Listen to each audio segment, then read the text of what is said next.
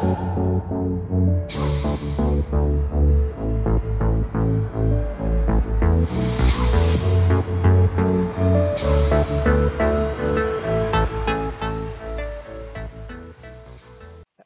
you all.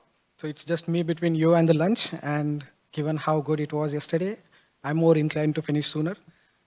We just have like 200 slides to go, so let's start. That's me, RTDP on Twitter. As I was introduced, I'm also a digital nomad. Chiang Mai was pretty high on my list, and I never could do that, but next week it's going to happen, so I'm pretty excited for that. And then when I travel and work, I do things like this, which is going to the 18,000 feet somewhere in Himalayas and writing Ruby from there and claiming that to be highest altitude Ruby commit, right?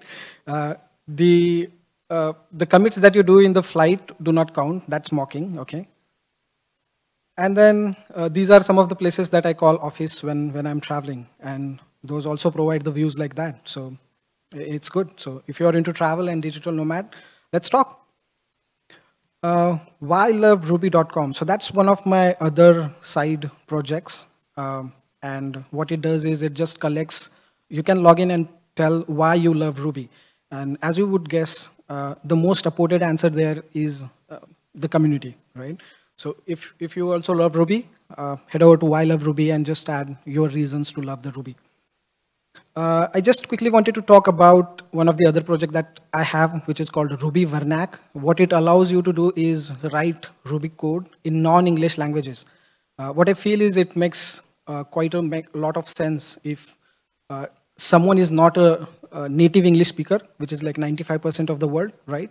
And for them, it becomes much more meaningful if the code can be written in their own languages, right? And here is one of the examples that I created in Thai language. Obviously, I don't know Thai, so this depends on Google Translate. And it's like the movement like this. So I'm not sure if you can read that, but it says the food is poha, which is my favorite breakfast in India. I can have that daily, every day, right? But it's not poha, it's upma. So, you know, something gets lost in that translation. So I worked with a couple of other developers here and created a real good translations for the Thai language. So this is a code that's actually working as well. And you can do similar type of programs in other languages as well. I heard there are a few developers here from Vietnam. Let's meet up, right? If this is something that interests you and you feel that you can use it for teaching or just as an exercise, it would be quite a lot of fun. So just as an example, the keyword class that has been translated here, if you simply go with the Google translations or direct translations, it wouldn't make much sense to have that keyword in your own language. And what it takes is you have to think a lot about why the keywords are being used the way they are in English. Take that meaning, take into your own language, explore what are the options that you have in your own language to reflect that meaning, and then pick something. So even if you already know Ruby, but you're a non-native English speaker, this is a good exercise, just to create a couple of programs in your own language and see how that turns out, okay? So last week I was at RubyConf Houston, and then someone mentioned me, if you can do this, why not emojis? So there is something like that as well. So this is Ruby Vernac emoji, which is a code written all in emojis, and this is a working code. So why not, right? Thank you. Yeah. So coming to the main talk, the Rails and dissection of it, why we need to do it. So this is kind of an overview we have, very simple. We will look at what's the problem right now with the learning and everything. What are some of the solutions? What's the approach that I'm taking, and some of the example codes. So let's start. Dissecting Rails, the why. So let's see how many developers here have maybe 1 or less than 1 year experience. Okay, very few. How about 3 years and less than 3 years? Okay, couple of hands. Okay, yeah. So it's been about 18 years since the Rails was published. So this was back in August 2014 when the first versions of the Rails came in. And from then on, it has grown so much, like number of contributors, the features, the modules, and everything. So for a person who got into the Rails back in 2009 and 10 versus 15 and 16, and now in 2022, the experience is quite different because just the surface area of the APIs, the kind of features that it provides is so high. Like I remember back in 2009, 10, when I started doing Rails, it used to feel a bit magical, and the reason for that is so much of meta programming and other things that we have in Rails and Ruby, right?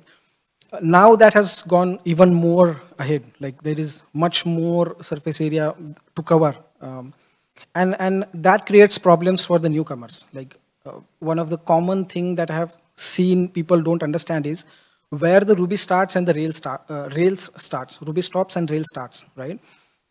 For example, they would be pretty good developers just with Rails, but once you take the Rails application away and tell them to write simple Ruby scripts to do or accomplish certain tasks, there will be some struggles, and most of those will be trying to use something like a hash that's with an indifferent access, or trying to use a method like 10.minutes.ago, which wouldn't work outside the Rails, right?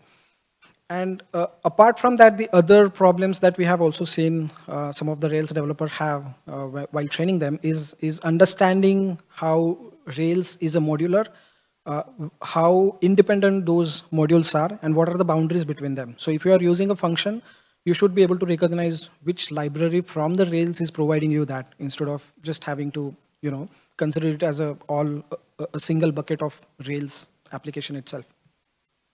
And then the other problems that we have also seen at the mid-level is from the 0 to 1, it's easy, but from the 1 to 2, it's hard. What I meant by that is when you don't know Ruby, you don't know Rails, so you get in, you learn the syntax, you learn the Rails, you start making some to-do applications and start contributing. So that's like a 0 to 1. You're familiar with the Rails and you are productive with the Rails.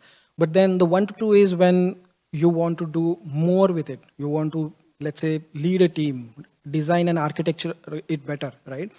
And the step after that, which is taking on the bigger challenges, something like scaling, where you are also working on controlling your memory footprints, or getting out of the way that's defined by the Rails, or out of the conventions that are set by the Rails. Let's say you have an app that does not have a database. It's simply just a server doing a couple of API calls. Or another example could be not a web app and an app that is just interacting with the database, something like that, right? Or there are some powerful scripts that sometimes you want to write, which could be running something to get job done on the AWS Lambda, or connecting to a Redis or any other kind of a database to just do some analysis or reporting, right? So all these things will make you go outside the Rails and explore the Ruby and other aspects of it more. So with why out of the way, now we can come to how we are going to achieve that. So I want to start with this, which is learning starts with what? Ruby or Ruby on Rails. Like, I'm not sure how common it is in here, but I have seen a couple of companies back in India wherein they bring in the freshers and they start teaching them Rails directly, even without an introduction to the Ruby, which is like the worst way to start with it. Like, even if you learn Ruby, getting started with the Rails is like a bit of a challenge, I would say, because you have so much to learn in the Rails itself, being the surface area so high. But then if you're directly going into the Rails, you are in a magical land. Everything is just magic. You just don't have something to base your opinions or understandings upon. So that's important. And then once you start with it, the way I have structured it is you start with some of the toolings in the ecosystem, then start breaking out some of the features from the Rails applications. And then we will also go into some of the ideas or the concepts that one should know. And then we will summarize at the end what we just looked at. So yeah, starting with the bundler.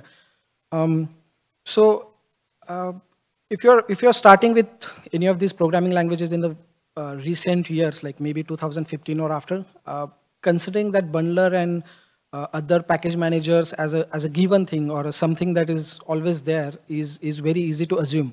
But there has been a time back in 2009, 10, 11 when there wasn't a bundler, there wasn't any package manager, and you had to manage all those dependencies yourself. And it was a fun times, like someone getting onto the project and having to spend 2 or 3 days to just set up his machine and whatnot, right? So what I recommend is sometimes trying out building an application without bundler. It would be easy if it is a very small application, but maybe get someone else also onboarded and then maybe try to have it running for some more time and you will realize the importance of it. Moving on to the next one, it's the rake. What I have seen is a lot of developers use rake tasks from the Rails, and sometimes they just consider that to be the part of the Rails itself instead of being a separate tool. Now that we have renamed older commands, so earlier it was a rake db migrate, rake db create, and now it's Rails db create, Rails db migrate. So it feels like it's not a rake, right? And that's why I feel it's important to get to know the rake, be able to build a couple of applications or the scripts with the rake itself outside of the Ruby, outside of the Rails, I mean, and getting to know it, right?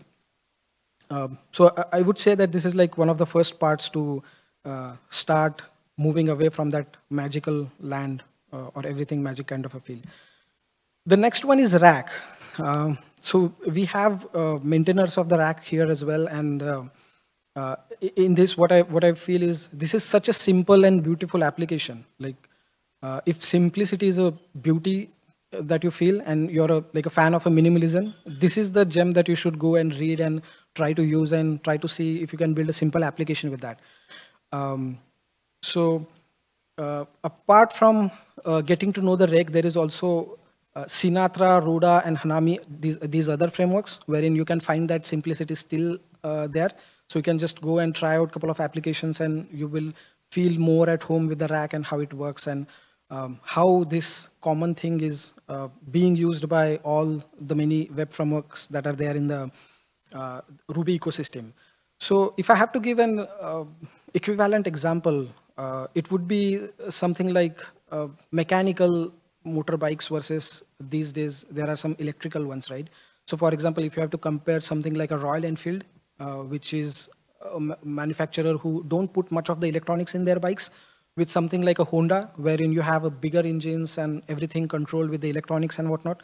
So what happens is, if you have a Royal Enfield at your home, you can just get some tools and repair it at your home. You can open things up, see things for yourself, join them, add accessories, take it on a big ride. It will fail somewhere, but then you will be able to repair that yourself wherever you are.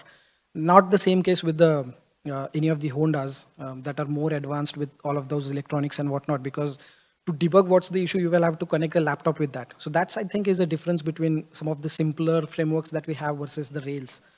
And that's why it's important.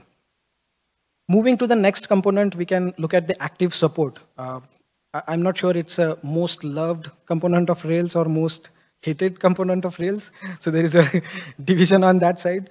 But when I say active support, this is what it means.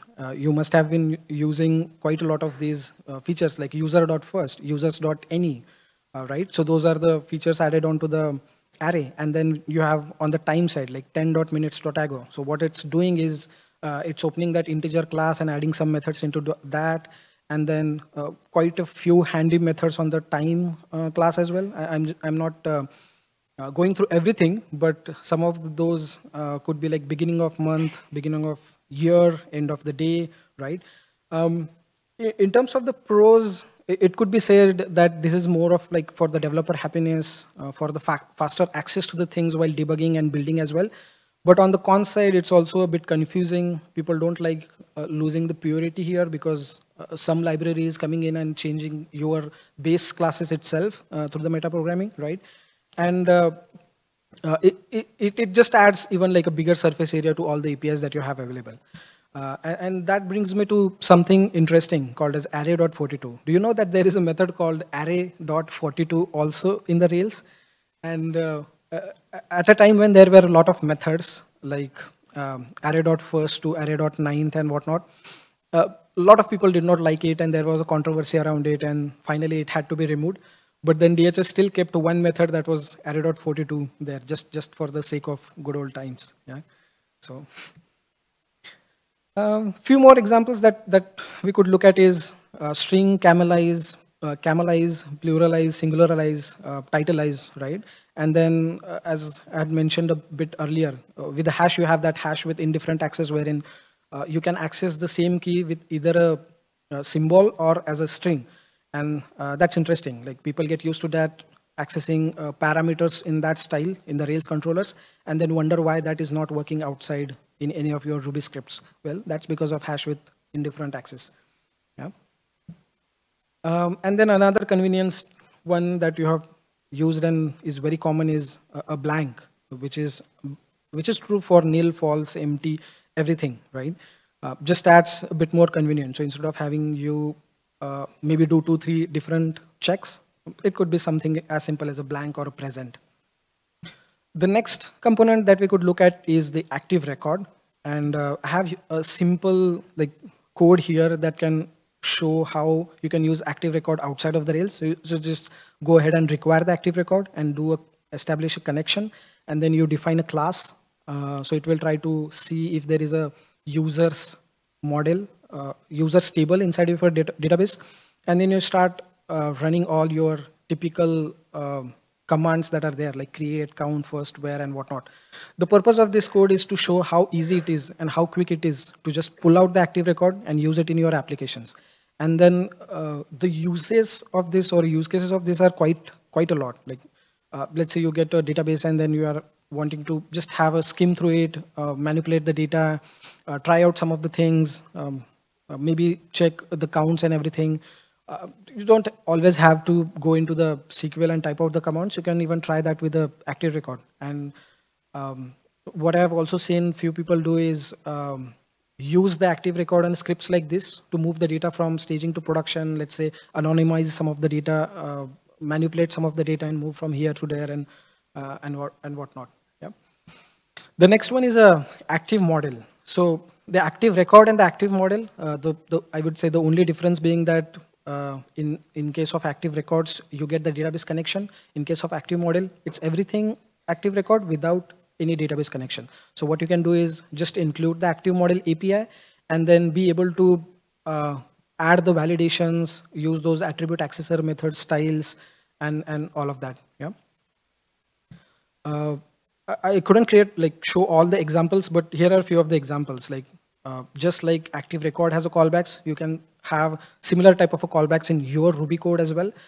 Then active model dirty. So all the saved changes or changed methods that we use on the attributes, same thing can be done with active model dirty if you include that in your classes and then check if any of the attributes in there are changing. Active model validations, again, simply for the validations part. Translations that could provide you localization support with the YAML translations and all. Serialization could help you with spitting out, let's say, a bit of a JSON or a hash or things like that. And the secure password is something which you can use for storing the encrypted password and retrieving at runtime. Yeah.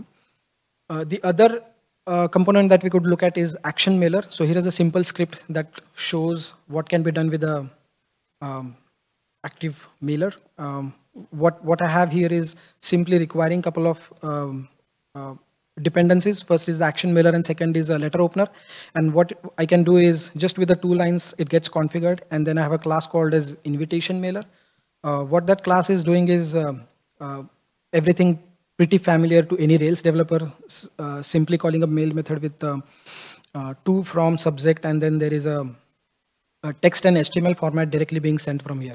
So with just this much of a code, you can start sending the emails with a Ruby script, right?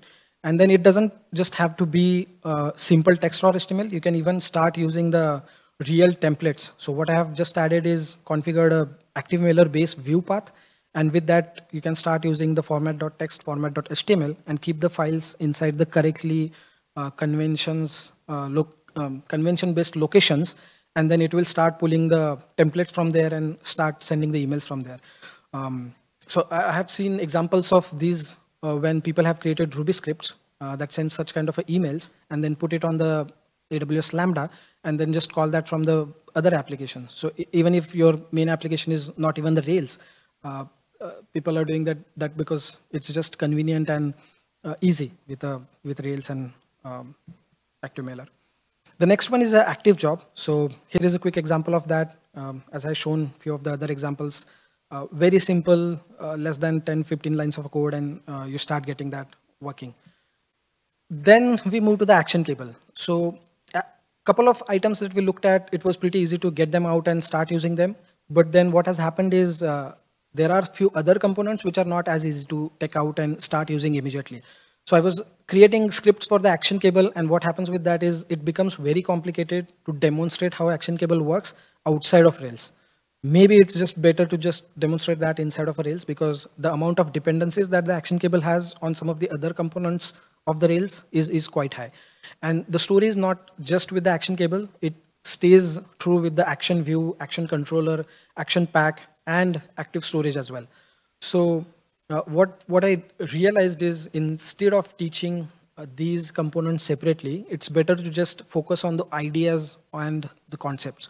So these are some of the things to know before building the web application, or especially the Rails application, right? And first on those ideas list is DSLs in Ruby. So what I've seen is for people completing 4 years of computer sciences education using the languages like C, Python, Java, once they come into the Ruby world, what they see is the patterns that they have set in their mind being challenged or broken. So for example, the kind of way we write code, let's say into the routes or into the RSpec, it's not something that you would immediately expect to be in that fashion, right? So that's because of the DSLs. So in some of the other statically typed languages, what happens is you just have certain number of rules, let's say X number of rules defined in your mind, and then what will happen is any library or any place where you go, you will find that it's falling within that certain rules itself. But in case of a Ruby, as you start navigating between different languages, you will say that those rules don't stand. And the reason for that is people are writing DSLs, domain-specific languages, so that the code can be written much more in a readable format, right? But then what happens is it also makes you more challenged in terms of understanding that code, how it's written and whatnot. So this is something important, and that's why I consider that understanding the DSLs, how to write them, how those are written, how to read that is essential part of getting started with the Rails, or progressing in the Rails developer journey. The other idea that I have that everyone should look at is the security side of the things. So there are many times what happens is people end up comparing Rails with something like a Node.js based frameworks like the Express.js, and it's not fair. Like, the Rails is not just the conventions combined with the folder structures that we have. It's much more than that. Like, there are some common base coverage that is provided with you, or the features that you sometimes may assume as a given, but that's there. For example, XSS, CORS, SQL injection, right? UTF encoding for everything that's coming in, everything that's going out. So some of these things you will have to do manually and kind of reinvent that wheel when you're using some of the frameworks like those in the Node.js, but those are already provided to you here in the Rails, right? The next one is the routes. I have seen also something that confuses a lot of people. I just remember those golden old days where what you had is just a simple public directory. You put a file there called as index.html or something.html, and then you hit your browser and type index.html and it's loaded, right? Such a simple plain routing system. But now in the dynamic applications, something like that is not possible. And to learn more about that, as we looked at a couple of other examples, what I also think is trying out building an applications in something like Sinatra, Hanami, or Rhoda is a better approach, because the simplicity there will allow you to explore better, understand more, and help in overall understanding, right?